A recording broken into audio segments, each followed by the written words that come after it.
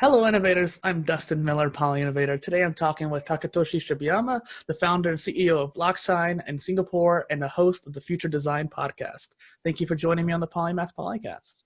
Well, thank you for inviting me on the show, Dustin. It's a very exciting experience for me. Yeah, me too. I was telling you right before the show that I was trying to get you on, and when we finally got a chance to talk, I already had a feeling the moment we started talking, okay, this guy's gonna be a great guest. So that's really awesome. Please say hello to the innovators in the audience. Hello, innovators. This is Takatoshi Shibayama. I hope I can share some interesting stuff for you guys and make your time worthwhile. For sure. Hello and welcome to the Polymath Polycast interviews and discussions. And the way I like to break the ice, so to speak, is to have you share something about yourself that no one knows about you. Interesting question. I've been asked this question very rarely, but I'll give you a very weird one. And because we're on a podcast, I'll give you a little podcast story or a thing that I do when I listen to podcasts. Mm-hmm. So when you listen to like a podcast, let's say it goes on for 45 minutes or an hour, or maybe you might be listening to a Tim Ferriss show or a Joe Rogan Experience. I mean, they go on for a couple hours. It's very hard to hold the concentration to it. So my little technique that I use is I do Sudoku at the same time. And somehow I can actually fully concentrate on every single word on the podcast while I do Sudoku. And I have no interest in doing Sudoku, but somehow I can concentrate more doing Sudoku while I'm doing podcast. I don't know how the left brain and right brain is functioning probably at the same time, but it's just completely isolated and working it simultaneously. And it's also super engaged because I can be super engaged in the Sudoku at the same time. You know, that's super interesting. When you started talking, I was thinking, oh, he's going to say something about speeding up the audio or something like that. And like this was way different. This is way more profound. And it's interesting. I can't remember the exact reasoning, the neuroscience behind why that happens. But when you're able to focus on something like that, sometimes people can't listen to podcasts just directly. If I was sitting here on my computer listening to it, I couldn't. But going on for a walk, or some people like to work out, that kind of thing. I had a friend who told me how he can't listen to audiobooks on their own. He has to be reading the book itself while listening to it at the same time in order to make it work. And so I think it's kind of what you said there, getting the right and left brain, getting a full focus. And it's interesting because I did that with Tetris in my class. I was taking a class and I got so bored with the class. I was like, screw this, I'm going to play Tetris. And because I was doing Tetris and listening in on the class, I was able to focus way better on it, ironically. Yeah, I think that's exactly the same thing, same technique. I guess your right and left brain functions very differently, and it can hold that concentration very well when it's engaged in some kind of activity that can hold those two together. Mm-hmm. Kind of interesting, right? I never really thought I could do it, but yeah, I think I could do that with Tetris as well. Yeah, and I think it's also about stimuli too. So perhaps podcasts are not stimulating enough for you. So when you have that Sudoku, it gets you much more focused there. Yeah, I don't think it's that. I think it's that because your eyes are open, and let's say you're taking the train or out for a run or something, your eyes are just engaging in something else, or your senses are engaging in something else, and then you get distracted from it, right? Because so if you're listening to a podcast, your senses are in tune with the sounds that's coming out from your ear pods or whatever. And then, your eyes are engaged on a very specific activity and your mind. So I think that's how it kind of works out. I don't know. I'm not a neuroscientist, but kind of feels like that's how it is. Yeah. And I love how just right off the bat too, we're getting very much into the internal aspect. And one thing I talk about is you talk about a lot too, is the outer and inner. So with any of the questions we go through today, I wanted to just invite you to give your perspective on either one too. If you feel that like perhaps more of your spiritual journey or inner journey is applicable, then great. If it's more of the outer journey too, that's great as well. So just wanted to mention that right off the bat. Sure.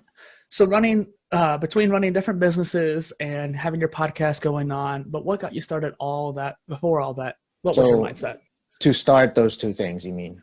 Well, that's interesting. So let me take you through what I've been doing in my life. So at least in the work front, I started in investment banking about 18 19 years ago.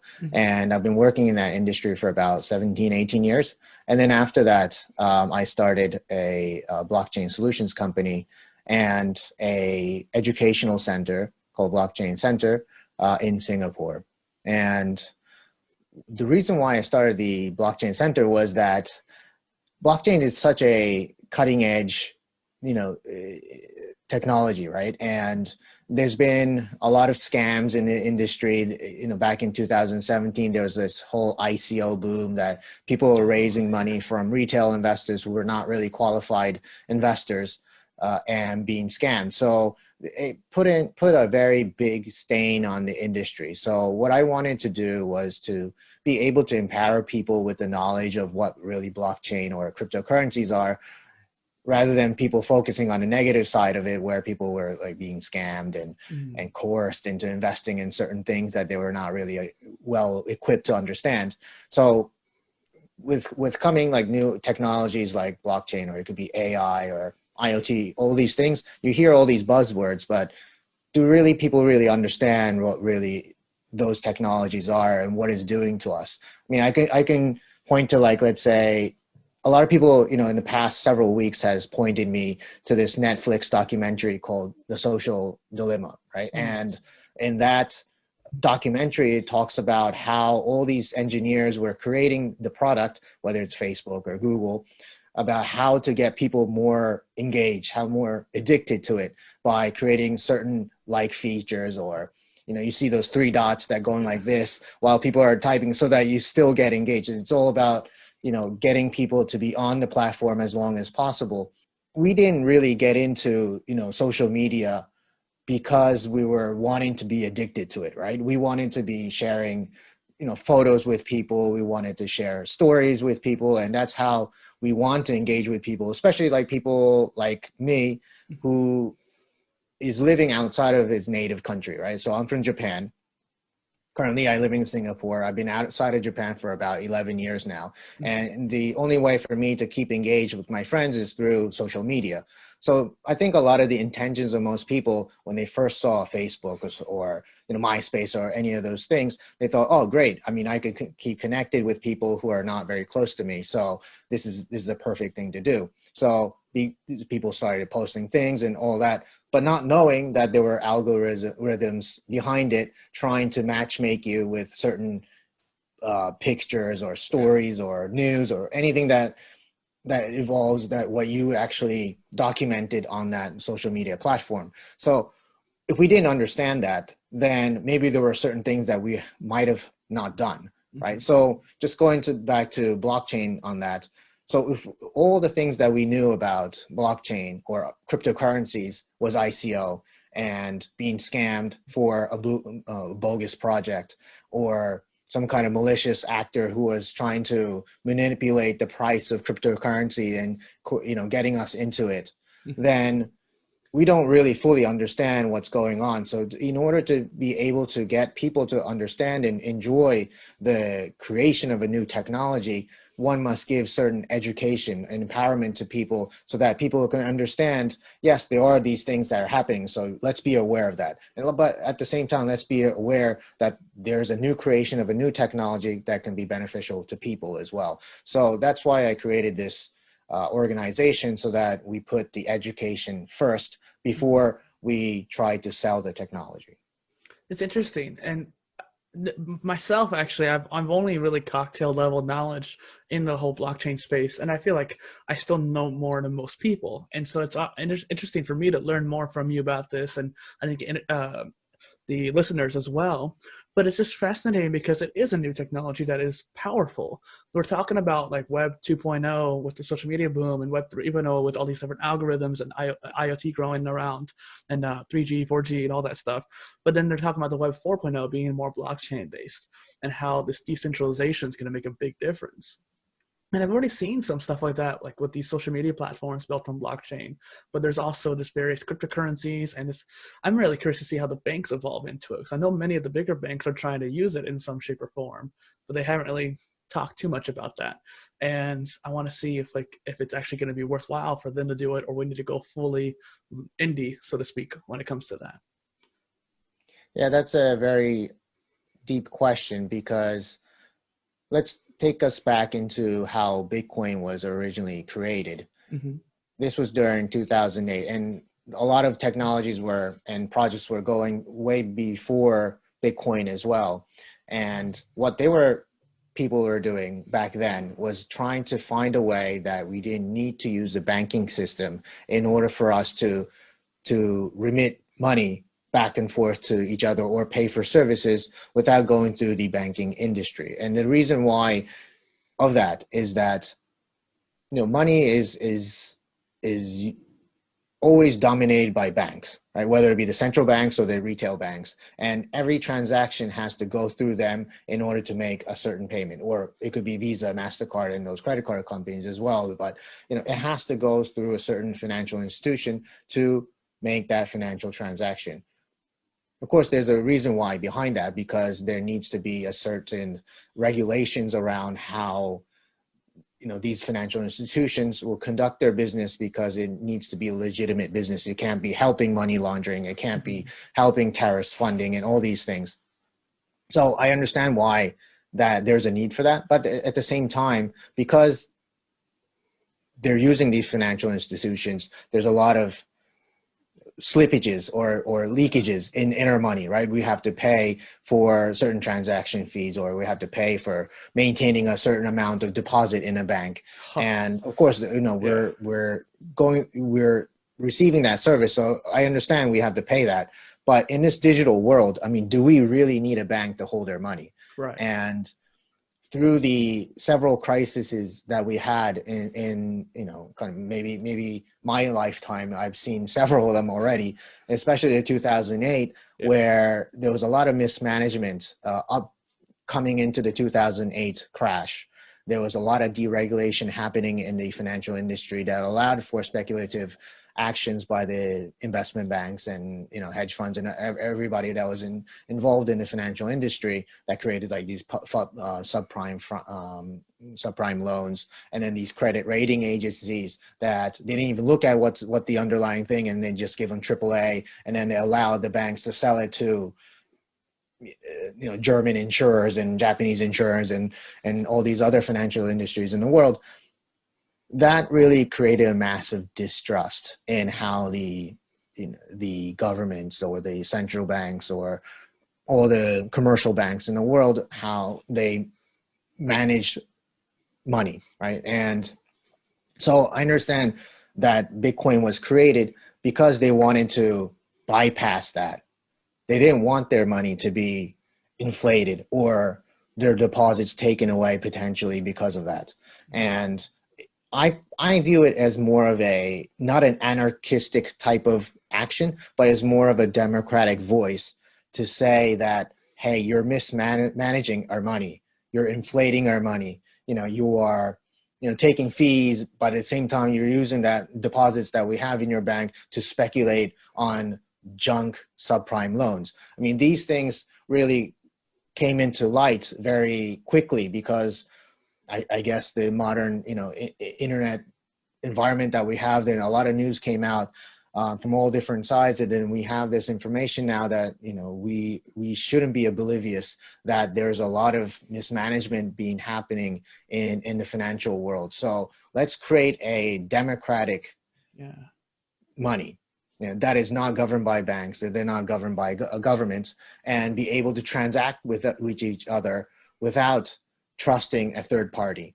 Why can't Takatoshi send Dustin overseas from Singapore to the US with barely any fees, just peer to peer? And if there's a technology that allows us to do that without any interventions, nobody can steal that money during the transaction happening. And if we want to go back to the transaction records and find that I sent money to you, although it might be encrypted in some hash, but it will tell you that, yes, he did send that money to you, then isn't that good enough? Yeah. So that's why, Bitcoin came to be, and how blockchain industry kind of spun off from that is the underlying technology behind it. Can this technology was created because, you know, we wanted something decentralized. As I said, you don't have to trust the third party. You can trust the system. If you can understand the system behind it, then we can trust that there's no intervention by people. So it's immutable, it's transparent, and it's quick, and it's cheap. All these things, right? And that's how we started to see blockchain as a separate entity, where I say, okay, well, if it doesn't have to be just money, can it be information? Can we send information across blockchains and have the same characteristics and not be governed by a certain entity? So you mentioned social media. I think social media is a whole new ball game there, because it's a different animal. But let's say there are one good example, and I've seen it, and I think blockchain works very well in this industry, is the supply chain industry. And to give you an example, IBM and Accenture persuaded, or maybe worked with Maersk, which is a marine transportation cargo industry giant. I mean, they're the largest in the world. And they said, why don't we put all the supply chains in the world onto blockchain? Because isn't that kind of similar to a financial transaction? A good goes from a manufacturer A to a port B, and then onto a cargo ship C, and then it arrives to a dock D. So all the information of that cargo keeps passed on to A, B, C, and D until it reaches the final end customer. And can't all that transaction be recorded? And if during the way, that if there's some kind of fraudulent activity that happens, can we spot that? You know, can we have the right information, the authenticity of that product, tracing back all the way to the manufacturer A? So that is information. Of course, during the process, the invoicing or the bill of lading can be processed by cryptocurrency or something, you know, kind of like that. But I think cryptocurrency works very well in this aspect. I don't think that project particular, which is called TradeLens, is actually using cryptocurrency, but it can work well if it's done by that. Yeah. So yeah, go ahead. I was going to say, like, it seems a lot of projects that are built on blockchain try to use the baseline of cryptocurrency, partially just for understanding too. And you were mentioning banks earlier as well. And it's just interesting how, for example, like I had commerce, like some kind of national bank or regional bank, and every time that my phone bill charged me, it would charge a permanent charge and a pending charge to make sure it would go through. Problem was, because of my bank, it would charge me both at the same time, not one then the other, and so it would take out double on my account. Well, when I'm getting paid bi-weekly or something like that, I may not always have that amount in my account, especially back then when I was making much less money. And it was the delay of that transaction time taking 5 to 7 business days that caused that issue. And so sometimes it would cause me to overdraft, which would cost a $35 fee, and maybe another fee on top of that. And that was just a technical issue that cost me to pay a lot of money. So I switched to an online bank to help with that. But I think that with blockchain, for example, the latency of the charge, the actual communication of it would be much quicker. And just like you're saying there with the supply chain, being able to communicate on a global scale quicker, or if you want to send me money quicker, that kind of thing. Yeah. I mean, in the beginning, because there were a lot less people within the Bitcoin network that were transacting Bitcoin, the fees were much cheaper. The transaction times were much quicker. But unfortunately, as there have been more and more transaction in this space, the latency of that has gone down quite a lot. It's more expensive to send a small amount of Bitcoin across to another peer, and the time of all the networks to verify that transaction takes a lot longer as well. Bitcoin is just the first version of cryptocurrency, right? It's already 11 years ago old, but it tested, through time, right? It hasn't never been hacked. And I think there's a lot of people who believe that the first version of Bitcoin is the real cryptocurrency. I mean, in other technologies, you never really can cling on to the first one, right? Nobody rides the first Ford Model T, nor they still use the first version of social media or the first version of an internet browser. I mean, everything gets innovated and gets a lot better. Obviously, even for cryptocurrencies, there's a lot better versions of Bitcoin after that. But somehow, in this industry, there are people who are called Bitcoin maximalist, and they believe that Bitcoin should be the only Bitcoin, and nobody else, no other cryptocurrency should be deemed as the real cryptocurrency. But maybe I'm kind of moving away from there as well. But just moving on a little bit, time forward, in 2014 there was another blockchain protocol called Ethereum. Maybe some people might know what that is, but what's different from the Bitcoin protocol and the Ethereum protocol is that there's a new layer, if I use simple terms, created, which are called smart contracts. Now, if you were to send me Bitcoin and I would send you a certain good to you, or send you change or whatever it might be, basically I have to do it manually, right? Because I confirm that you sent me money and I send something over to you. But the smart contract automates that process. So it makes it much quicker for certain transactions to happen, or multiple transactions happening at the same time. So in terms of enterprise use, I think Ethereum is a much better protocol to use than Bitcoin, because if there's a good being shipped to me, let's use a supply chain model. So Dustin sends me a piece of goods from the US that I asked for you to send to me, and I want to send you Ethereum or some kind of cryptocurrency back to you. It will do that automatically if I confirm that I got that good from you, right? And so that makes the whole enterprise usage much easier, because you don't need more people involved in the transaction, right? You can automate that transaction. So with this concept, I think blockchain has evolved quite a lot since then as well, opening up doors for private blockchains, which are not decentralized. It's very centralized, but it's used for the more enterprise high level solutions. And there's many pros and cons to that.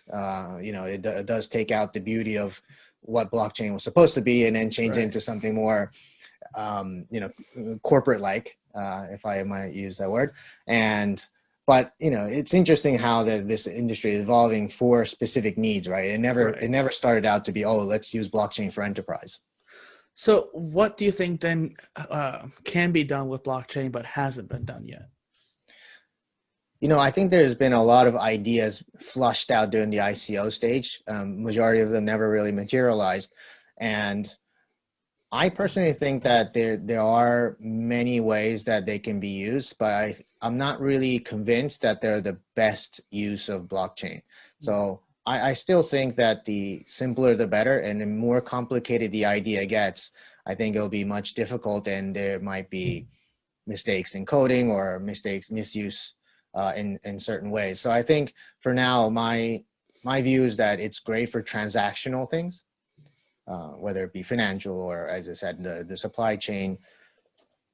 Certain things, I think it might be a lot more difficult. So I think you mentioned social media. Social media has all these different types of information, and decentralized. If you take decentralized social media, basically you'll have a Facebook with nobody monitoring what goes in and out of that. So obviously you can probably make some criteria of what kind of information can't be in there, but you probably need another additional layer of like AI or some kind of automated process to find what is fake news and what not. But if you just just purely decentralized social media, you can have so much fake news and a lot of, let's say, child pornography and all these should be censored type of information be put onto social media. So I think in a way it guarantees freedom of speech, but also is binary as well. Well, and I know that some of the platforms are trying to do something that more of like a voting system, democratic, where if you see something that it should not be there, such as something that's really bad, you would downvote it and try to get it pushed down the rankings and pushed away. And I guess if it gets to a certain point, you could report it or something like that. But I guess if you're reporting it, that is someone centralizing that's checking that. So yeah, I see what you mean. And the whole voting thing that people come up with in terms of like, we want representation, or we want to have a say in a certain platform, I think that also defeats the purpose of what blockchain should be, in my view. And also, I think there's a lot less people wanting to vote. there's a lot of people who have no cares. I mean, as long as it works, I mean, they don't want representation on anything. And they always come up with these incentivization policies or ideas that are put in there to incentivize people to vote more by paying them to do it or some like that. But I still think a lot of people don't care. I mean, there was this great project called MakerDAO, and in the beginnings, or I think even now, they were trying to vote on certain issues that were concerning about the structure of how it's being governed, and the turnout of those votes were like less than 5%. But everybody was like so excited about these projects, but in the end, when you see people vote, they just want to use it, right? They don't want to be the governing entity or something of doing this. So yeah, I'm not too sure about those. As some of the like V for Vendetta people or something like that will say, people want to be sheep, and this is what we naturally want to be, or something like that. But it is kind of true in that sense, where we do want to just kind of go with the flow and just use it and not have to worry about it. Yeah, I mean, if I would ask you, hey, Dustin, do you want to be one of the governing councils of Facebook? I mean, do you think a lot of people would want to be it, or do they just want to be a consumer of it? Yeah. So, kind of moving more on to you again here. We're both athletes, but how has your athleticism helped you on your journey? I think it's a huge amount, and I think a lot of part of it defines me. So I started out very young, around 1 year old or so. I had asthma when I was a kid, and the doctor's recommendation was to start swimming. So I've been swimming ever since, or even before I gained consciousness. And I was a pretty avid swimmer. I was in a very, strong team in my school, and, I was doing like 50, 100 meter freestyle. That was kind of my thing. And what you learn out of sports, and then, and I also have done race skiing. Right now I do jujitsu. And the commonality of any sport, that if you're really engaged in it and if you take it really seriously, is that you always have to overcome losses, right? And you always have to overcome adversities, and you have to think through what you did wrong and strategize again on how you can do better. And that creates a big mental model of how you operate in any type of situation, whether it be in your work or private life or anything that you can think of, right? So it builds you a strong heart to accept losses and quickly come out of it, because you can't dwell in those losses for too long, because you still have to, go to that next competition, and you have to train for it. And the more you sit on the sidelines, crying or dwelling in that past, then the less you're going to win in the next competition. So you take those adversities as it is, don't take it too seriously, and just move on. And I think that works well for any type of life situation. Well, it definitely does translate to different life situations like that, when you have to move on for things, especially in entrepreneurship. I knew you were an athlete, but I didn't realize you were a swimmer. I actually been teaching for nearly a decade now of how to swim. So that's really interesting there. I always say that I could teach Michael Phelps something new. So maybe I can help you out getting back into it. Yeah, I would like to. So in addition to the physical aspect, how has your meditation habit been? So I've started meditation maybe about 5-6 years ago, and I read about meditation quite a lot, and I tried different types of meditation prior to really getting engaged. And the one that kind of stuck with me was TM, Transcendental Meditation. So for listeners who don't know what that is, basically you repeat a mantra in your head for as long as you're doing the meditation. It could be 15-20 minutes, and they recommend you to do it twice a day. So it could be in the morning and the afternoon. And what you do is you just repeat the mantra. And obviously for any type of meditation, your thoughts come through, you let it go, focus on, not focus, but return to the mantra, and then keep going and keep going. And usually it takes you into a very deep space. And that's kind of where I stop my mantra and then just enjoy that deepness of where I am. And that's sometimes where, interestingly, a lot of the problems come to mind, and I could solve it. Yeah. And I really like, I mean, I'm not expecting anything to happen during that time. I'm just enjoying the stillness of it. But surprisingly, while you're doing, or even after you do it, you know, a lot of solutions really come to you. And maybe it's because your conscious mind is clouding, you know, your subconscious mind, creating those connections in your mind, and it's coming to you, or you're realizing that there's so many different opportunities around you, but you're just not seeing it. And because you calm your conscious mind to a level that you can really see things in the world or in yourself, you can see yourself much better. Yeah. You know, and a lot of times they talk about, you know, killing your ego and all these things and killing your identity.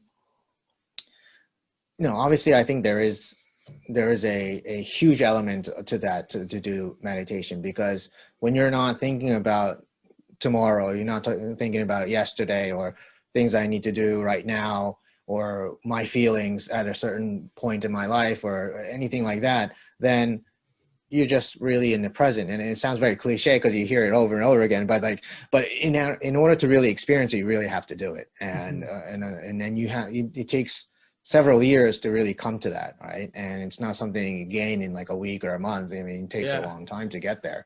And then you need to really understand that this is not just for human performance. I mean, a lot of people say, oh, you should do that because it clears your mind and you can, you know, work faster, you can concentrate better. But I don't see that as like a human performance kind of thing.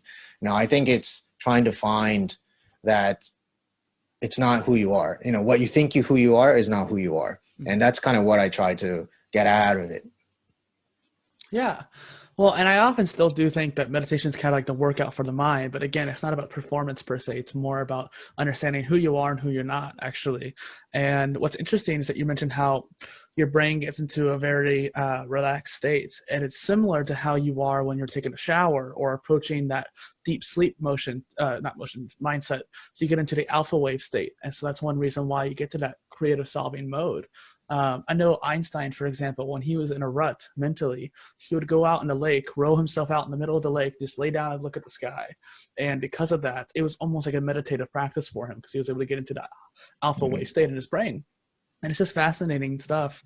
I'll have to look more into the more mantras because I love meditation, but I need to do it more. I think mantras would be a good way to go about it. And there's many ways to do it as well. As you said, Einstein would just go out and lay out and look at the stars. For me, what I like to do is scuba diving. And maybe because I'm a swimmer too, like just the weightlessness in the water, the stillness. It feels like my life or all my worries or everything just dissolves in the water. And I'm just like my pure self, childlike self, kind of really enjoying the seascape and enjoying the different colors that you see, because it's so different from our landscape, right? And I see that, you know, there's a different world out there. I'm floating and I'm not thinking about anything. I'm not thinking about tomorrow. I'm not thinking about my worries. Everything just kind of dissipates. And I find that to be a very good way for me personally, to be in a very meditative state without actually doing meditation. Yeah, and I think that's what's interesting too, is that you're probably experienced with meditation, so it actually makes it easier for you to get into that state. It's all, like you said, like I said it earlier, it's like building a muscle in the way, it's like exercising, but it's more about building connection, not so much the muscle, so to speak. And it's funny that you mentioned scuba diving. Are you familiar about the Wim Hof method? What, is that the free diving? The Iceman guy. The Iceman guy, yes. So Wim Hof method is they use it for meditation or resistance to diseases or exercise. But what I really like is how they can help you extend your longevity. And so at the place I work where I teach swim lessons, there's a pool, so it's nice and cool. There's also a hot tub. And so most of the time when you get in a hot tub, it increases your heart rate, makes your muscles relax, but makes your heart rate started going like, okay, we're starting to heat up. We're getting excited. What I'd like to do is do that Wim Hof method to control my breathing, control myself more, and actually slow down my heart rate despite that increase in heat. So between that, I mentally relax and physically relax in the hot water. And I'll come up a few times, go underwater, and continuously hold my breath for like 20 intervals. And around the 19th or 20th, I'll go down to the bottom and just stay there. And at that point, I can hold my breath for a long time. It's almost like a sound isolating chamber because you're underwater. It's in the heat too. It's just so relaxing. Yeah, I spend a considerable amount of time underwater when I'm Mm. swimming, and so we have a pool. I mean, this is Singapore. It's hot and humid in tropical weather all year along. So every condo here has a pool, and I take my kids out and we're swimming in the pool. But I probably spend a lot more time underwater than I do above water or Yeah. swimming, because I just, it's the same thing as I said about scuba diving, but I just find that stillness in there, and I could control my breathing. I could hold it longer and longer as more I do it. And then I try to like swim underwater faster and faster, and then see how longer Yeah. I can hold my breath. So yeah, it's interesting exercise. Well, and physically, I'm more of a sprinter, so fast twitch. And so when I swim swiftly in the water, that does increase your heart rate quite a bit, and it can make you want to breathe. But when I swim, especially front crawl, I don't like breathing. I don't want to get out of the water and breathe. It distracts you from actual movement, and it's also it's a waste of time in a way. And so I like to hold my breath the whole time, and also, like you, stay underwater. So if I want to, my only goal I had with swimming go over the years that was really big was to go wall to wall 75 yards underwater without coming up, and I would do it back and forth, back and forth. It's just such a fun experience. Yeah, I did the same thing. Yeah. I wanted to see how long I could do it. So I would just kick off, and in this part of the world, we use meters. So it's like a 50, it's like, let's say 25-meter pool. So if I wanted to do like a whole 50, I'll go from one wall and back without any breath underwater. Or the challenges I had was, if I were to do freestyle for 50 meters, I want to swim all the way to the end without breathing. Yeah. It's crazy. I know it's probably not the best thing to do, but Oh no, I mean, it helps you strengthen it quite a bit, and meters and yards aren't too much different. It's just like 1 point, it's like 0.9 of a difference there. So yeah, and if I actually mentioned this, I think, to you last time we spoke, but I want to move to Singapore at some point. So when I eventually do, I'll teach you and your kids how to swim. How about that? Yeah, that'd be awesome. That'd be awesome. Well, I obviously you know how to. I'll just help you improve. So one thing I talk about a lot actually is the 4 pillars philosophy that I created, and it exemplifies the mind, body, spirit, and emotions. And we've talked about the mind and body quite a bit, and I think meditation helps with the mind and spirit. But and you clearly delved into the first 2 quite a bit. How has your emotional and spiritual journeys been? So not trying to argue with whether it should be 4 or 3, but I feel like emotions is part of all 3 of them. Mm-hmm. And I don't think it rests in any part of your body, nor does it, as an isolated thing away from all those 3. I think it's all connected by emotions. And if you think about, like, where do you actually feel your emotions? I kind of feel it in my body. Maybe the mind senses emotions, but it doesn't mean it feels in the mind. It probably feels more in your body. So, or maybe it feels in the spirit. Mm-hmm. Yeah. There is I believe in, deep down there is somewhere that you can't confirm it neurologically, but there is something that's called a spirit that feels as well. So I don't tend to kind of isolate those, 4. I kind of think emotions kind of cover all of it. I don't disagree. So, yeah, no. The reason why I isolate it is that oftentimes understanding your emotions and getting your emotional intelligence is almost its journey on its own, despite the fact that it is related to the other 3. And I do heavily agree that it's related to all the other ones. When your emotions, like when you change your emotions, when you're happy, your body heats up. When you're sad, your actual temperature goes down. And same thing with your mind, where when you start getting upset, you're going to start thinking more quickly, make more connections. Or when you're sad, you're actually I think it changes your mental state to be slower even. So it's interesting how it does affect all the other ones. So I totally agree. And you can really sit with your emotions, feel it in your emotions, but you can really not judge it. It's possible to do that. So you just sit still. You could do some type of meditation and then go through certain negativities that you experienced in your past life, whether it be a shameful thing or something that people harassed you with, or soured relationships, whatever they may be, and sit with it, feel that go through your body and observe how your body feels.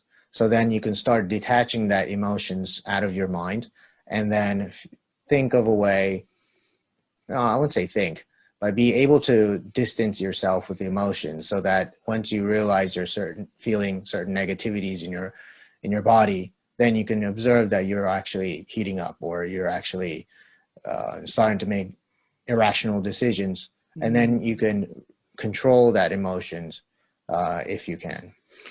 I love how we're on the same wavelength there. But I will ask, do you think it is possible to control our emotions, like actually control them?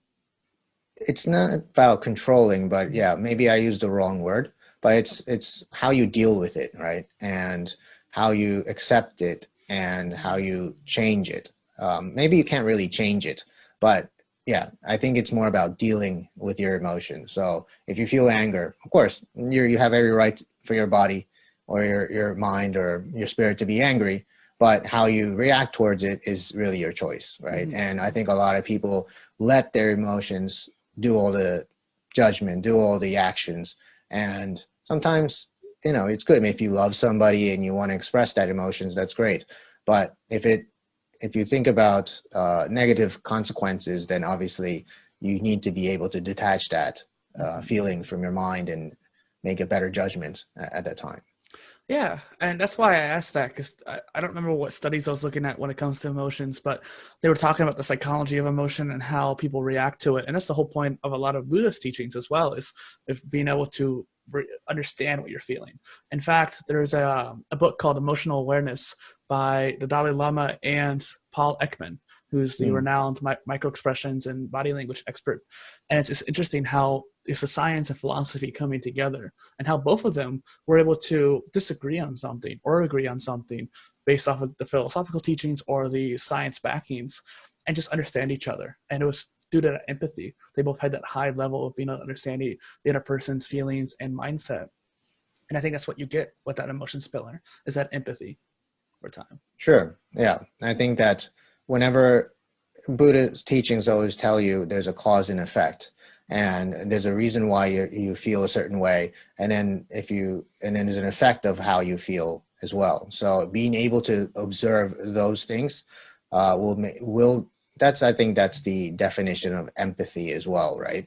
Because how you deal with your emotions and how you show it to the outside world is a show of empathy. And just taking the example that you were being shamed by somebody and you lash out on somebody else, or you lash on the person that gave you that shame, that's where your empathy really shows, right? And being able to step away from that and say, what would I cause the world if I do something, act out on my emotions, or if I hit the person or tell on somebody else? And I think this is the same with any type of thing that we work in. And I'm going to my podcast interna and externa dichotomy here, but everything that you do internally will always show up in some other way externally as well, and vice versa. So if you Dustin, show me some kind of emotion and you react upon it towards me,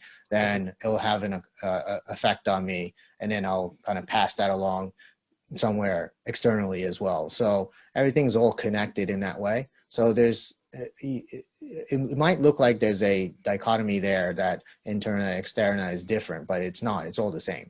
Mm-hmm. But in order to improve the external world, you have to first improve your inside world first. And in order to do that, it could be by meditation, or being really understanding. Well, you don't have to do meditation. I mean, that's not the only way to do it, but understanding that there is a cause and effect in this world. Right. And so, no, I agree. And I think it's just interesting how when you have that duality, but it's not duality, it's the same kind of pathway, just at different parts of the spectrum. You said something I wanted to reply to real quick, but can you explain more of the intriguing concept of the exterra and interra dichotomy, so to speak? Well, in a way, as I said, I mean, they're all the same to me, but in a way, I think a lot of people would treat it differently. And I think that they would need to understand certain subjects that I'm talking about that deals with the internal self, and then certain things that I talk about the external self. And these people are talking about two different things, but they're probably coming from the same same concept, right? So what I like to talk about in my podcast is how to, simply put, how to create a better future. And in order to create a better future, you have to improve yourself spiritually, building compassion and all these things. And then people who are able to do that can actually do that for the outer world as well. So I'm taking people who are being able to go through that and can teach us to be a better person, or people who already done that for themselves and they're doing something in the outer world. So to me, those two people are pretty much the same thing. They're just teaching us in a different version of how they experience the world. Yeah. Well, and I think I mentioned to you, my key principle in life is balance. And that's what you're trying to achieve there. I feel like is that Intera and Extera is the balance between them and understanding that they are one and the same, but at this different sides of the same coin, so to speak. Yeah, exactly. And a lot of people are more immersed in their internal self, and then some people are or more immersed in the outer world, that they want to go out and change the world. And some people want to change people inside so that they can be better. So I want to pick up those two types of people and show it in my podcast. Well, I want to ask you a little bit more about the podcast, but before I do, have you thought about finding people who exemplify both? I can, but I think that it will probably, for topic wise, I thought it might be better to split the two. So I don't mind having them talk about both things. But in terms of, and this is probably more a marketing thing, but if I can split the two out, then it's more digestible for people. Well, and I was just wondering, because it seems like it's taking out the idea of the extrovert and introvert in a way where you have the internal and external. You could almost be like ambivera, like as a bridge to ambivert almost away. So you created and host the Future Design podcast, which on its own is always super interesting to hear about. Just the name itself is interesting, but what inspired it for the most part? You kind of explained that a little bit. Yeah. So as I said, I have a blockchain educational center that I discuss with a lot of people about the pros and cons of this new technology. But there's so many other technologies and ideas in this world that is necessary for the world to understand as well. Obviously, I can't put everything into blockchain, and there's so many things that I like to share with the people. So that's why I started this podcast. I mean, obviously, this is my way to share with people what I've learned or what I want to learn, because not all the topics that I've talked about in the podcast is something that I know. I mean, I'm always learning as I'm doing it, and I'm treating it as some way that I can improve myself as well. You know, I spend a lot of time researching about the topic or the person, and that helps me to read more, Google search more important things about certain subjects that I really want to learn about, and then have a interesting, engaging conversation with the guests. So, and if that can really help people really understand how we can make a better future or improve ourselves or see what other people are doing to improve the world, then, I think that really gives my soul a really nice, satisfaction. Yeah, I love that. And I love how we're very similar in nature too. It's one of the reasons why I made the Polycast, and being able to talk to people like you and learn from people like you or people not like you even too, and just try to get as many hands in different cookie jars as I can, so to speak. So it's so interesting. Where do you hope to take it in the future? I don't really have have you ever planned about your future in 5 years and actually really, I don't know, it just materialize that way?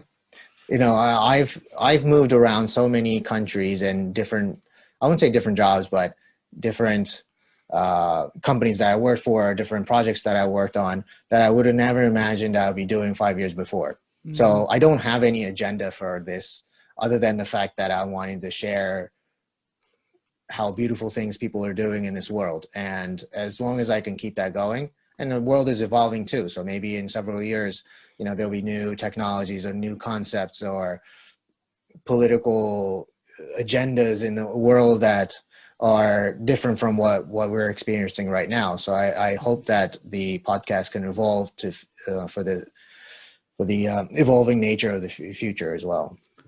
Yeah, I think that's a very wise answer, Takatoshi. And I believe too, that planning ahead is important, but you also got to be present in the moment and be able to react to opportunities and learn from your mistakes in the past. It's always about the trifecta of those, but being present is very important. I guess the reason why I asked too is that for myself there, I think about it in phases, or like, what do I want to be for this phase or that phase? And it's more of a general outline, so to speak, but not a concrete plan. Like this year I'm going to be there, because I've been saying I want to move for years, but then haven't been able to do it just yet. And so it's just interesting. I think your journey has led you very much down the multidisciplinary routes. How do you embody each part of your work and personal lives together? Now, in a way, I think they're all one and the same.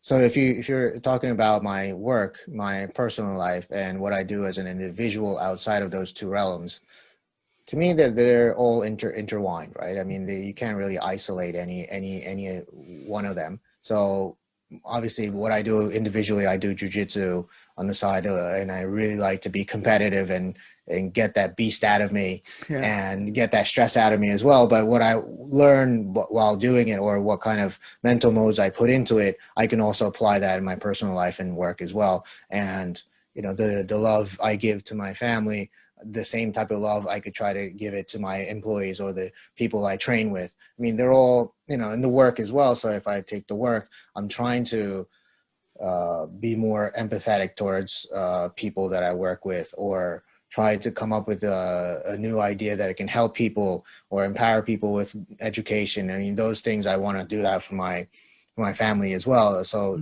I think there's all these things that intertwine, and I think that I don't really view them as separate entities. Well, and I think that's kind of the point of why I asked that question too, is that you don't think that, and a lot of people don't realize that they are intertwined and how connected things are. And I think that's one of the reasons why I want to have you on the show. I could sense that you were that kind of person who thought like that, where you made the connections that are there. Just being able to see them is half the problem. Meditation helps with that, and being self-aware helps with that. But it's being able to have that transferable knowledge and transferable wisdom in a way, learning one mistake in your work life, but not letting it happen in your personal life as well. Despite the fact they're both you may not normally make that connection. Hey, I did this there, it's going to happen there too, presumably. And so that's one reason why I thought you were that multidisciplinary person, polymathic person. So this actually leads me to my next question pretty well, is that something I ask all my guests is, what is a polymath to you? I might have looked up that word when I was a child, and I never really thought about it until you contacted me. So I never really thought of that word in really depth, and I never thought of myself as to be one. But if I had to kind of go through all of the things that I've done in the past and created who I am, and I'm still evolving as well, is that one thing I could say for sure is that I've always been curious. And curiosity is not just about, let me try this and for a little bit and I'll try that and just jump around, is that geek out on it. If you're curious and you want to know about something, and geek the heck out of it, right? Yeah. If you don't geek out on something, it doesn't show that you really care about it. And having that depth of curiosity is something that leads you to many different paths that you don't really understand where you're going. And I think that's really necessary in your definition, or what definition of what polymath is. And I think that you always have to question things, and being curious is not just saying, I want to try that, but think about the flip side of everything as well. So question everything. So whether it be, take a big theme as well. Let's say climate change. Let's think about climate change, right? Yes, climate change is amongst us, and human extinction is something that we have to be very wary about. But where does climate change really come from? Mm-hmm. Is it just about the plastics in the ocean and the carbon emissions being thrown out in the world? But is it just that? Mm-hmm. What about something a little bit deeper than that? Where does that even come from? Why do we need plastics in the first place? So what do we use plastics for? Let's say containers. Why do we have to have all these containers in this world? Why do I have to have, let's say, a supermarket? There's so many containers in supermarkets and they have all these foods in it. Okay, so why do we need food in containers to begin with? And where does that even food come from? So does that food come from the fact that they're being transported globally into your supermarket? Then let's question that. Why do we need all these foods from all over the world in your supermarket for you to consume? Why does that demand come from? Or even why do we need seasonal vegetables Yeah. all year round, right? Right. Why can't we just have a vegetable that comes in the spring and eat that during the spring, and then eat something that comes from the summer? And why do we need to be shipping it from southern hemisphere for like summer foods, and while we have the winter food in the northern hemisphere? Mm-hmm. Why do we have that kind of consumption habit? Where does that come from? And then you start to question that. And do we need to change all of our consumer habits in order to meet our climate goal changes? Now we go to the culture aspect of how we consume and the way that we want to continue being who we are, but then trying to adapt to climate change. Can we actually do that? Because it's a societal change, right? Do we need to stop eating, certain things on the summer and then the winter because it's not from that season? But then what let's think about all the people who are involved in that logistical change. Do they have to be out of the job? Or people who are growing those things for you, do they have to be out of the jobs? And what about all the people that were depending on those money that those people are making so that they could put their kids into school, or the local governments that were taxing those businesses so that they can redistribute for certain, public services? And where does that money go? And we have to start asking a little bit deeper and deeper into what really climate change or preventing climate change actually means. Do we have to change all that? Mm-hmm. Do we have to change every single step of the way and question every single thing that we do in order to meet those climate change goals that we want? Yeah. And are we ready to actually do that? Well, and those are some very strong questions to answer or ask at this point, and asking is the real first step there. And just that whole rabbit hole you explained there exemplifies that polymathic trait that I've talked about already for you, is that when you are polymathic, you start asking those questions, you start being curious, like you said. And what you explained there was more of a wicked problem, a complex problem that's not very easily defined or answerable in a way. Like, what is the cause of it? And you have to keep asking the 5 whys, as they say in some systems thinking, critical thinking classes. And what are the whys behind? Just keep asking, why is this a thing? Why is this a thing? Why do we go to the supermarket? And being able to ask those questions is what I hope that people like you and myself can be, the people who do so. So, you know what I mean? Yeah. And, I think those questions obviously might kind of just go back to where you started from, right? I mean, there's no solutions to all the questions that I'm asking, but what I'm saying is you have to question these things.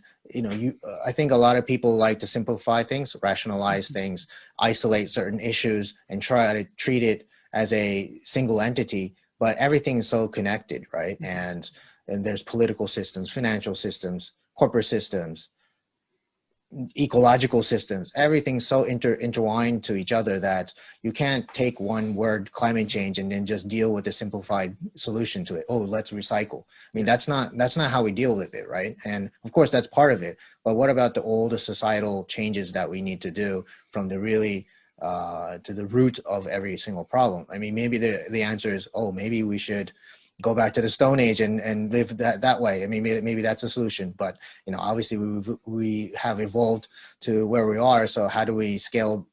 Are we going to really scale back to that level, or which point of time are we going to scale back? Or are you going to say, let's do more innovation in technology so we can continue our consumer habits and keep polluting, but let's come up with technologies that can do away with all that pollution that we're creating?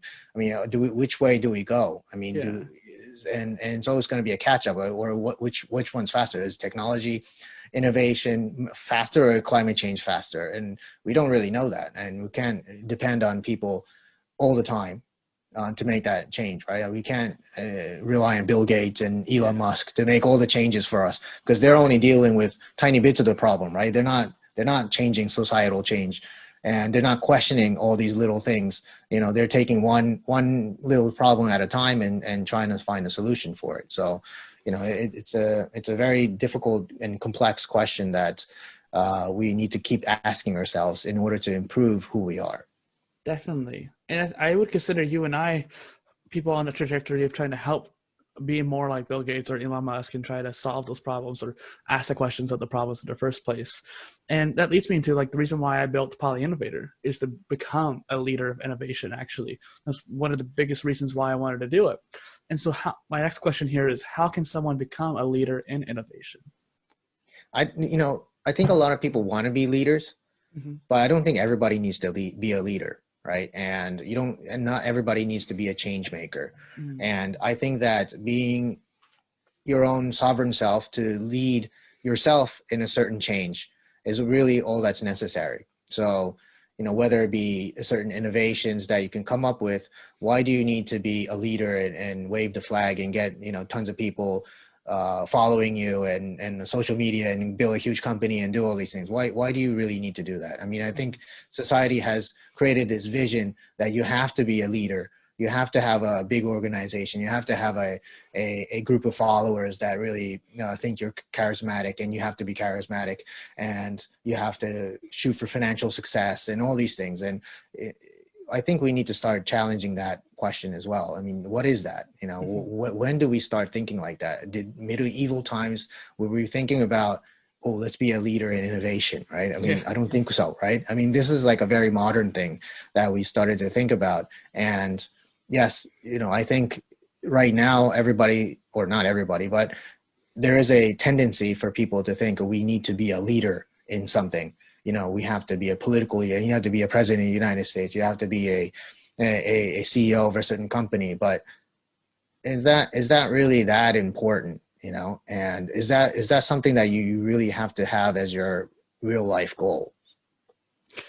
Well, I do refer to the people in the audience as innovators, so I don't know if that was the answer they were looking for per se. Well, look, but, I mean, no, but I do agree. Like, not everyone has. No, I mean, if you want to be a leader, just go with it, right? I mean, there's no golden method of doing it, and there's no one way to do it.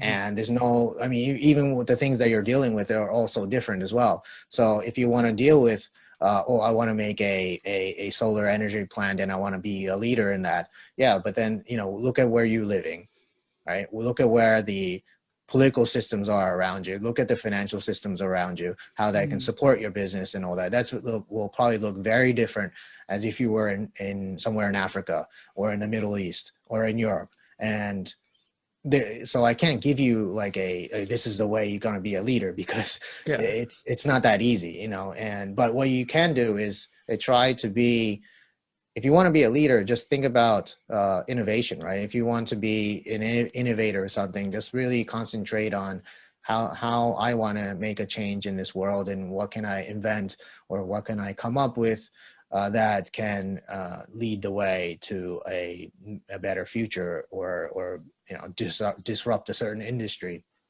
Yeah.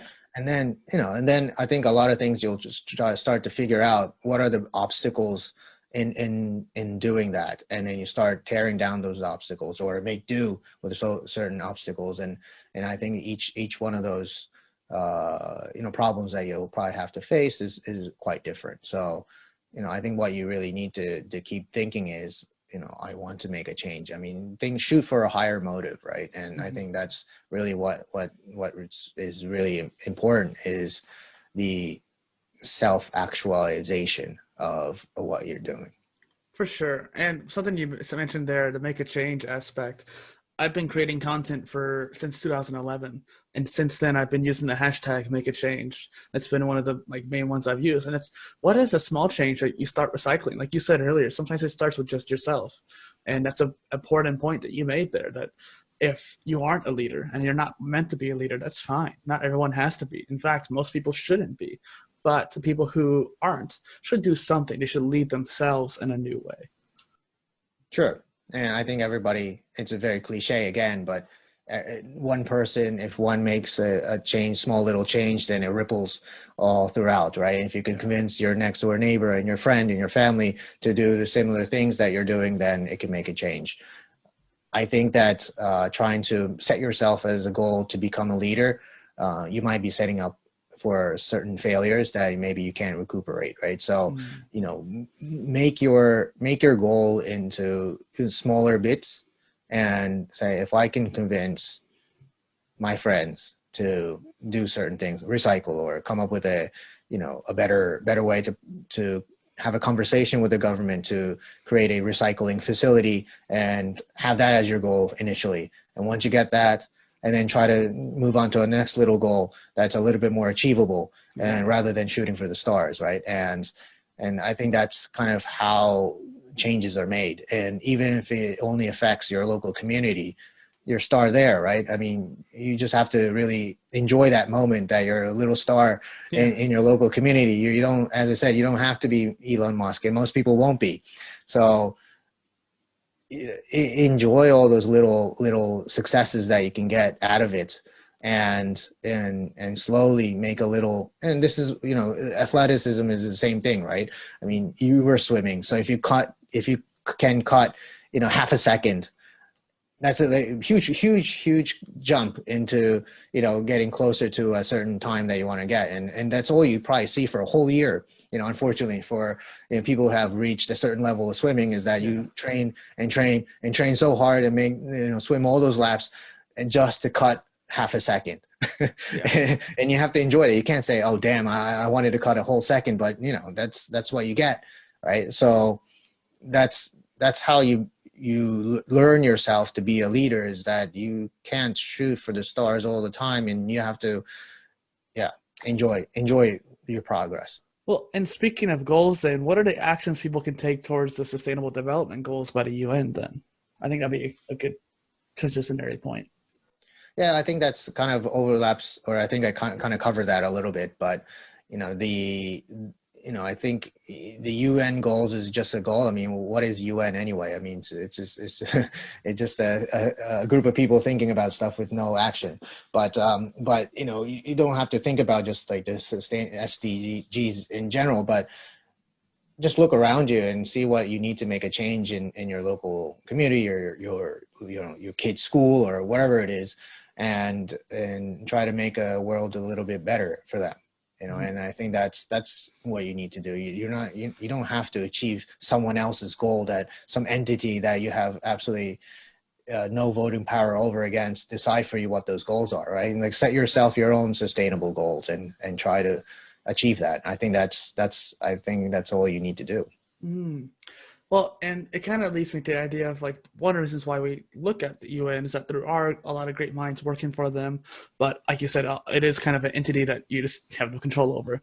And I think a lot of the greatest minds in the past, too, if they wanted to become leaders of innovation or whatever field they were in, they had to be forged in fire, so to speak. And you've persevered through many challenges in your life, too. And so I wanted to ask you, like, what do you think has shaped you the most into this leader that you've become in blockchain or anything else? I think that moving different countries when I was very young has changed the mode of operation of who I am. So when I was 5, I moved from Japan to the US. Obviously, I wasn't super conscious back then, but I do remember going to school and not being able to speak the language, obviously. So I had to, very early on in my life, learn to adapt to a new environment with people that don't even look like me, don't even speak the same language, and in a new environment as well. So that really shocks the core of who you are. You were in this very comfortable zone, loved by your neighbors and your friends and your family, and all of a sudden you're put into this foreign world. Mm-hmm. Now that happened again in my preteens again when I moved back to Japan. At that time, my Japanese language skill wasn't really up to par at the level that I should have been. And coming from a very different culture from like the US to Japan has sent massive shocks to my subconscious mind and conscious mind, right? And I think those two events really set me up to be comfortable with chaos, comfortable with change. And so now, I probably moved several more times in different countries after that, most of it as an adult. But I always took those changes as something exciting. Yeah. And of course, there's a lot of stress in moving and all these things and finding new friends and leaving them and finding new friends again. But being able to change and adapt to different environments that you have no idea how and why they are to be like that gives you a thicker skin, so to say.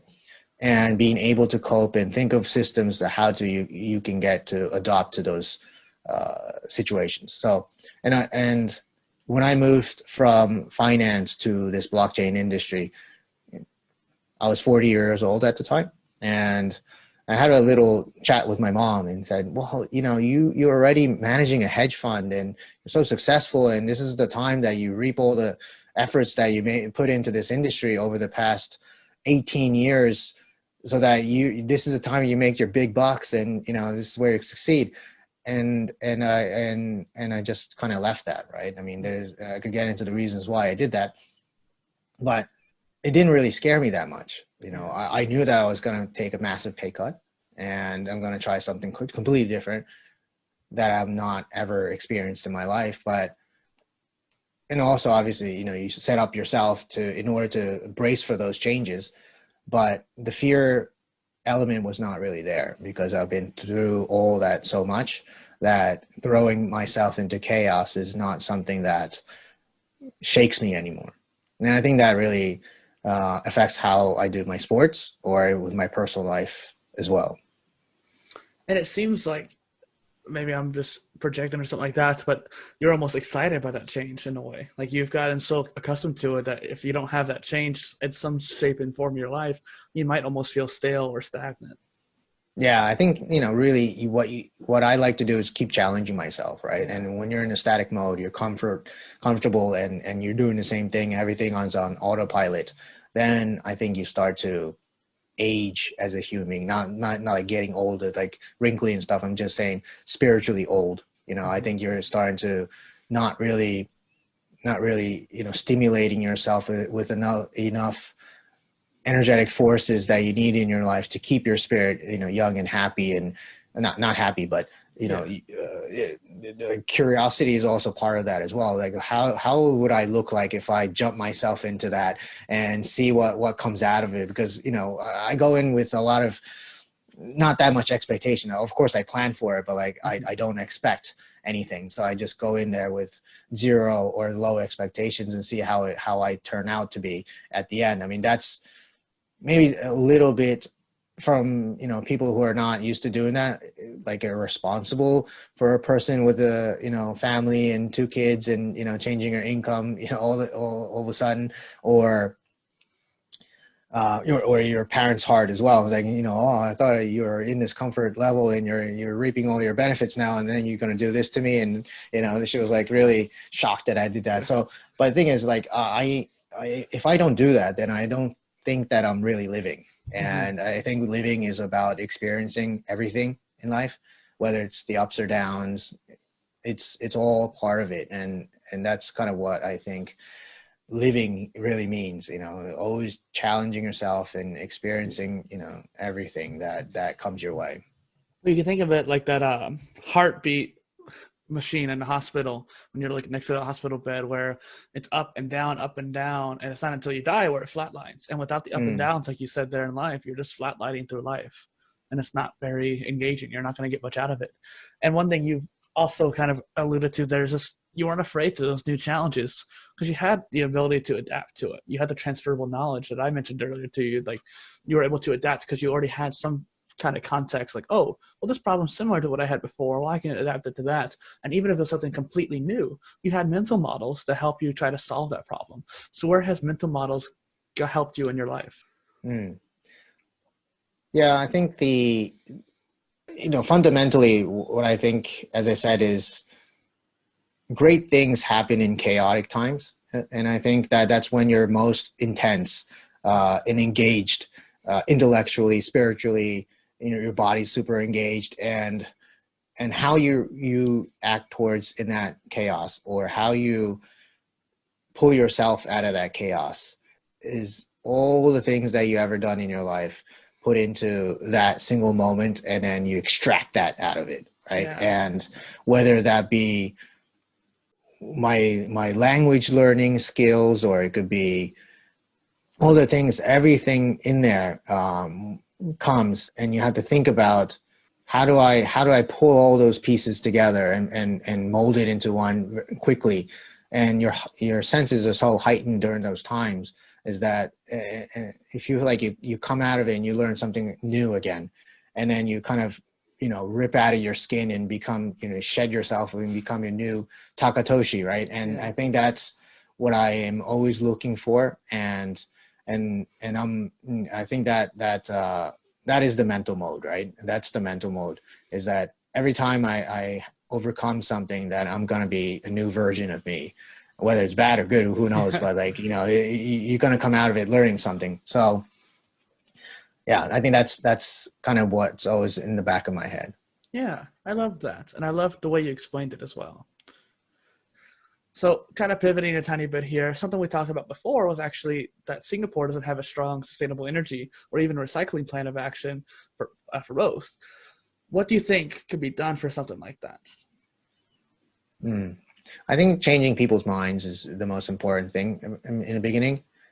I remember when Japan started their whole recycling program, it was not the facilities that came first, but it was the change of mind that the government wanted to instill in people. So some people who might have lived in Japan or visited Japan might know that Japan has a very strict garbage disposal policy. On Monday, you have to throw away only combustibles on this kind of type, and then plastics, but you have different types of plastic. So this plastic is this, and this plastic is on Wednesday or something, and it goes on for the whole week.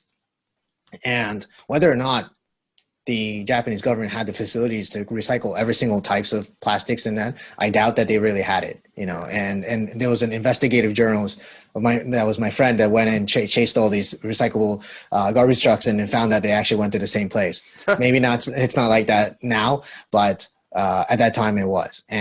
But they started with changing people's minds. And in this country right now, I don't think that there's enough education in that. It doesn't have to come from the government, but it's also people wanting to make a change in that aspect, right? Because they can ask the government, hey, why doesn't my condo have all these recycling areas? Or where can I throw away, plastics or, paper and all these things. And people need to start demanding that. And then, those facilities will come. And also, I think, as Singapore being a very, government-heavy country, or a government that has a lot stronger stake in this, the way that the country goes, they should really come up with these things as well. I remember when I moved here for the first time about 11 years ago, and because I was so used to the Japanese recycling mentality, that when I came here and I asked them, like, well, so where do I throw away my batteries?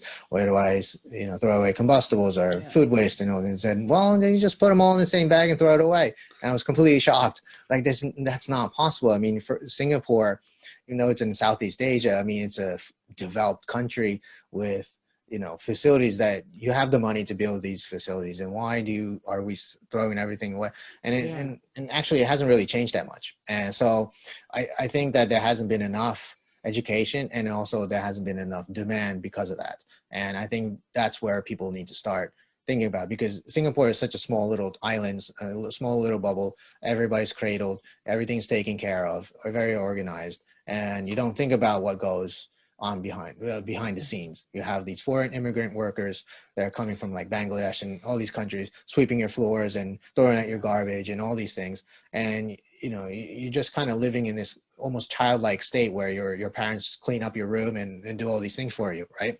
So unless that child grows up, they're not going to really start thinking about, oh, maybe I should throw this in certain places, or maybe I should be using plastic straws or doing this and that. So I think that really needs to come from making people understand where we're not actually living in a world that's super connected, with the rest of the world. I mean, Southeast Asia is where most of the developed countries dump their garbage. Right? I mean, there's been so many, as you know, like a couple of years ago, 3 years ago, U.S. and other nations were sending all these plastic garbages into China. And one day they said, I don't want it anymore because we have enough of our own. You deal with your own stuff, right? So they started to, send it to Indonesia or Malaysia or Thailand and all these places. Singapore does it too. If they have excess garbage that can put it in the landfill, they'll ship it to Indonesia or Malaysia.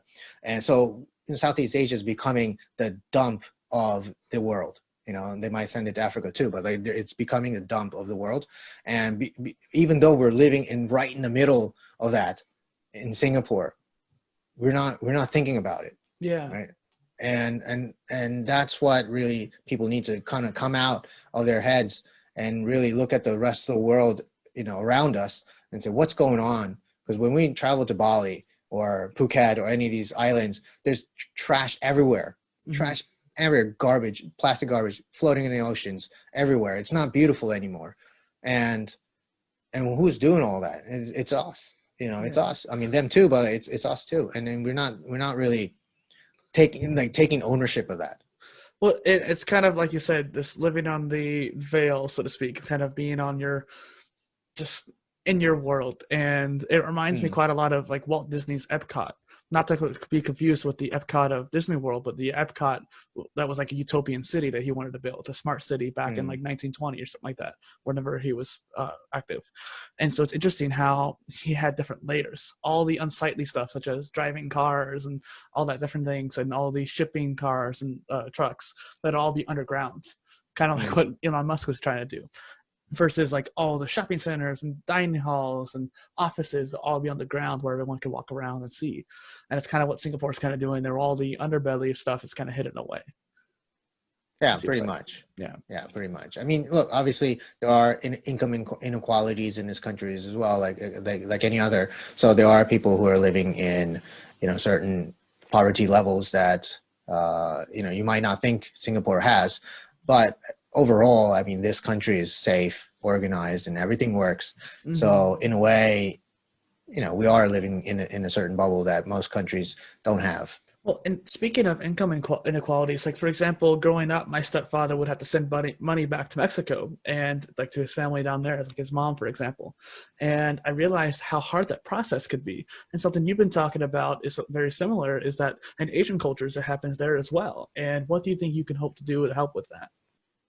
So Asian cultures in general is tough to kind of generalize in, but what I was referring to is more of the immigrants who are migrating to, let's say, from Indonesia or Philippines into like Hong Kong or Singapore, or it could be Bangladeshis working in Singapore or some of these countries. And also they all have to send money back to their own families.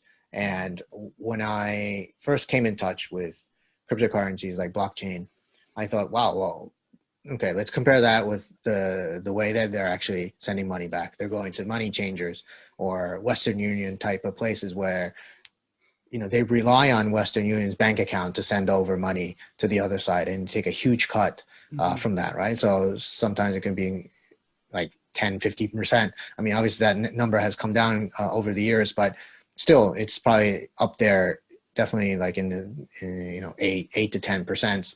Still a lot, yeah.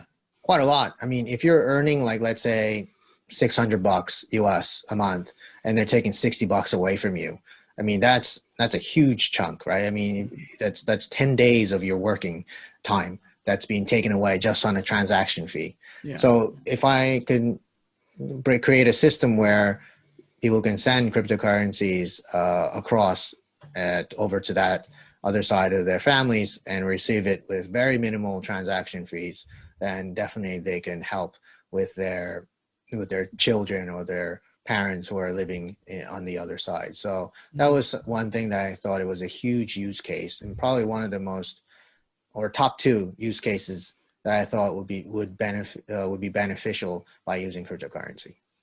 And I'm sure that might have been one of the reasons too, but what inspires you to create both then the Blockchain Center and Blockshine? So the Blockchain Center is more of an educational entity that, as I mentioned, the Blockshine part is where we build a solution for customers, and it could be enterprise or whoever wants to be in the blockchain or who wants a blockchain solution. So we worked with a bunch of listed companies in Japan or companies in Southeast Asia to create enterprise solutions. Unfortunately, a lot of it currently is very early stage things. Yeah, as I said in the beginning, it's a very cutting edge technology, and especially during this pandemic, it's you know, it takes quite a big company to really experiment with technologies that are so ahead, and you don't really know if it's going to really succeed or not. So yeah, I think right now a lot of it is still on the experimental stage. Of course, there have been bigger projects being done, but I think majority of it is still kind of in this POC level at this point. Yeah. I just think it's interesting too, just how you were trying to educate people, but also find a way to make a change yourself as well. You had both the educational and executional. Yeah.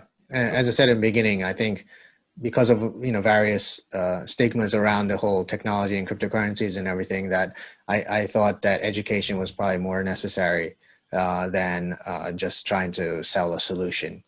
Yeah. Well, and I actually skipped over this question earlier because it didn't quite fit, but it's perfect now. How can we use blockchain for education? Like perhaps maybe make a platform or something like that. If you think about the transactional nature of how blockchain is, in terms of education, I'm not quite sure how it really fits.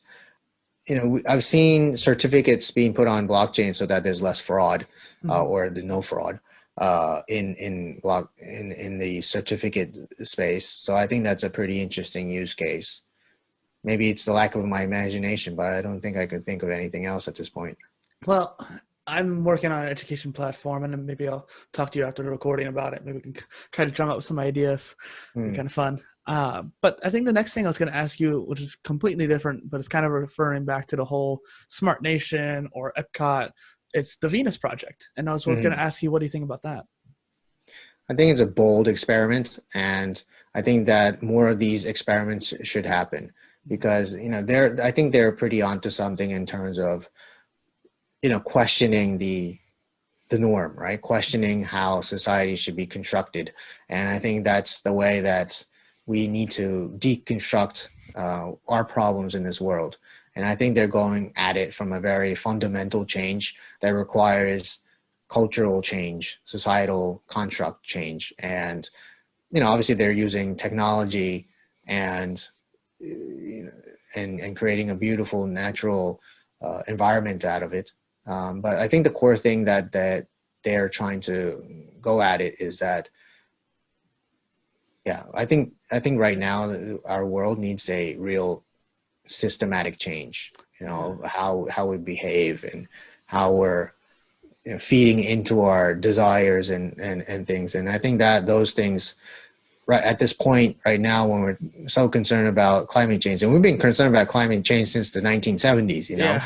That's been a while. So it's been a long time that we should be concerned about it, but very slow progress in that area. So, and I think that's exactly why I was mentioning about the systematic problems about climate change and dealing with it, is that there's so many intricacies of various systems that need to be reconstructed in order to make a impact on climate change.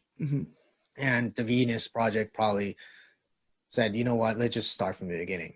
And I think that it can be done anywhere. It doesn't have to involve technologies, but just kind of, rebuilding how human society should be and then experimenting with that, rather than riding on the existing platforms that we have now. Well, then let me actually bounce off of that then, maybe get some ideas from you. Two of my endeavors over the years, before I built PolyInnovator, which is this personal brand, this kind of content creation system that I've been making, I built the United Living Construct, which was meant to be a hub of innovation. So I can bring people like you or myself together, or polymaths in a way, which is why it evolved into this PolyInnovator thing, is to bridge people together and be able to make that systematic change through unification, so to speak, and educate people and then build them up so that we could change the world from the people first, and then get into the global system. Yeah, just what you've been saying this whole time. Yeah, exactly. I think that's where we need to start. We should abandon what we have and just try to think from really the beginning of how we as humans and sentient beings around the world and the whole planet should live together in harmony, rather than trying to fix small little problems here and there to see if we can change something so colossal as, let's say, climate change, to tackle the problems, right? Yeah. And so what do you hope to accomplish in the future? That's a huge question. What do I plan to accomplish?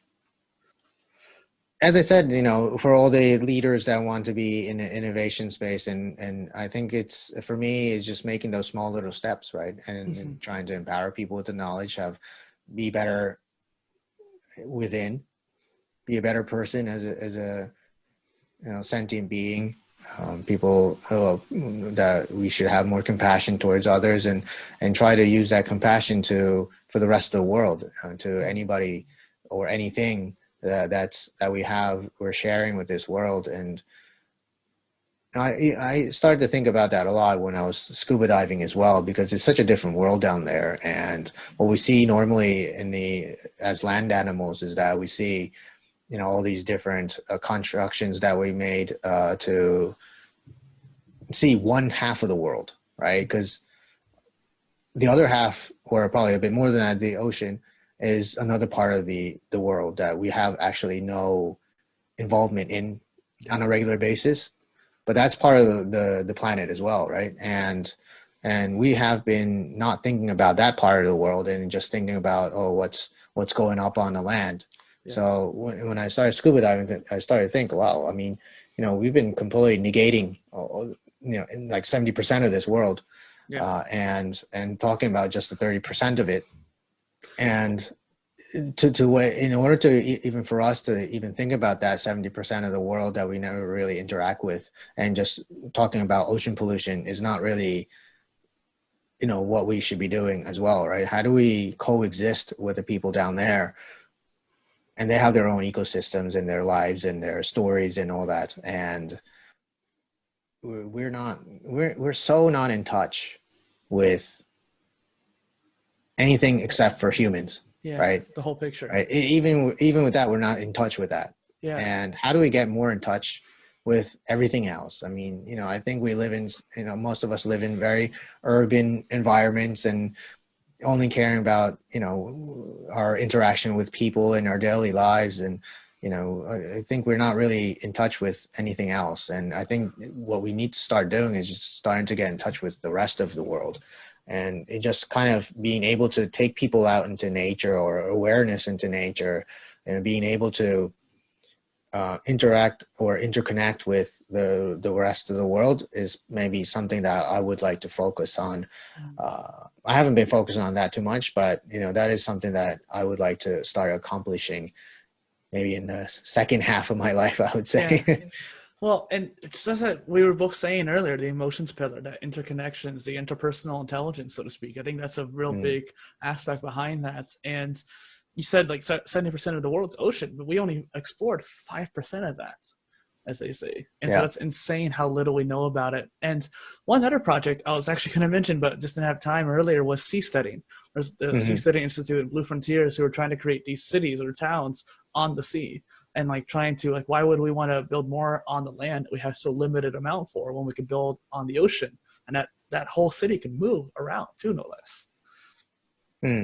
Well, I think we just leave ourselves to the land, to be honest, and not screw around with trying to being, something that we're not, like just living on the moon or living on the ocean. I think that, rather than trying to move away from our problems and trying to figure out, something new in some other place that we're not really familiar with, I think we should really take a look at what we've done to this world and try to fix that. I think that's more important than innovating to live on the ocean, to be honest.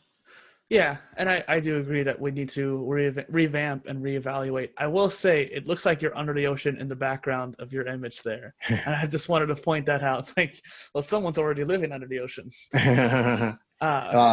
This color kind of gives me a lot of, stillness and calmness, to be honest. So I like this background. It's a nice background too.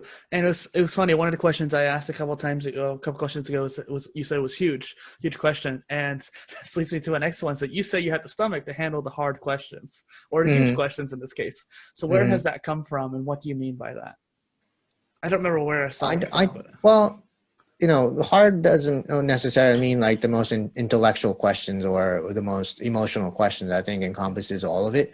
And for your listeners, I like to share whatever you want to get out of me. So I'm happy to answer anything, even if it does potentially even create a bad image about me, right? So I'm all yours for this time that you have me.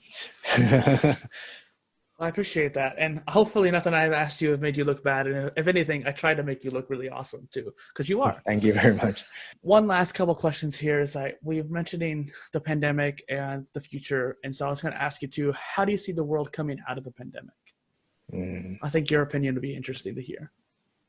I don't think history repeats itself, but I did have to look back into like when we had the Spanish flu back in the 1918, and it seems like what we came out of that mostly, and of course we have a lot more information, and the Spanish flu was a lot more deadlier than it was compared to our COVID-19 situation. But the background society somewhat reflects of what we're living right now in a very, well, especially for the U.S. is like a more oligarchical kind of world that you're living in, and what happened apparently was that the medical system was provided for many people after that, and because they've noticed that there was not enough medical attention to people during the Spanish flu times, and obviously it hit the poor hardest, people with no shelter, no access to medical care. So the government decided to provide more medical services to people. Mm-hmm.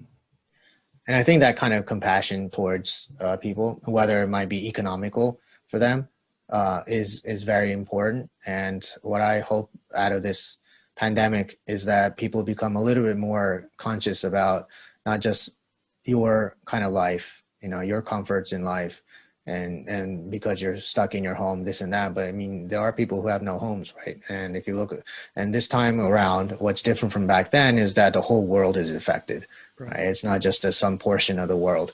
And if you look at people like, let's say in India, or probably in certain African countries, or or even in your own countries as well, there are the people who are least wealthy are the ones that are hit hardest. And maybe it's time to show a bit more compassion to those people who are less fortunate than you are. And a lot of people say, oh, that's such a socialist type of view, like a Marxist type of mentality, and probably in a way it is. I see it more as a positive one. Yeah, I mean, look, I mean, I'm not talking about it from an economic perspective, right? I mean, just because I say that doesn't mean that I'm like a communist or something. Right? Yeah. It's not what I'm going at all. I'm coming at it from a more spiritual kind of a way, that you have to show more compassion, and certain countries don't really show that enough to their own country, right? They treat their country as a business, and they treat everybody else as their employees, and that's kind of what I start to feel about when people start talking about, capitalist ideas or socialist ideas. They really relate that down to like a business, right? And it's not how you should be running a country, and because the government's for the people, right? Even you might think it probably, I mean, let's face it, at this point, democracy is just a facade, right? I mean, they are people who really are controlling the country. I'm not talking about deep state or anything like that, but like I'm just saying, it's if you're facing the fact that democracy is just one little parade that we do every 4 years, or for you guys, and then there's